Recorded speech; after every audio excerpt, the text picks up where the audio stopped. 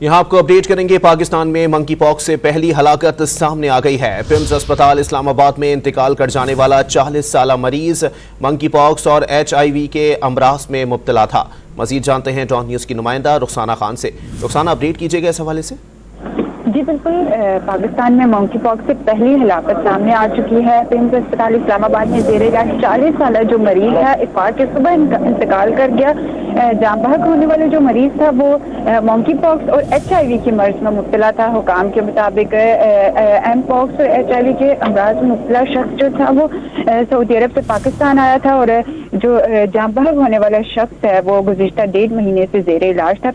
اسپتال میں منکی پاکس کے علاج کے لیے عالمی ادارے صحت نے بھی پاکستان کو تجرباتی دوا فراہم کی تھی، اور اس ماہرین صحت کے مطابق HIV سے متاثر جو افراد ہیں ان کو دیگر انفیکشنز اور بیماریاں ہونے کے خطرات جو ہیں وہ بھی کئی گنا بڑھ جاتے ہیں۔ تو پیمز اسپتال میں جو منکی پاکس سے جو پہلی ہلاکت سامنے آ چکی ہے، جو شخص تھا وہ 40 سالہ شخص تھا اور اتوار کی صبح انتقال کر گیا۔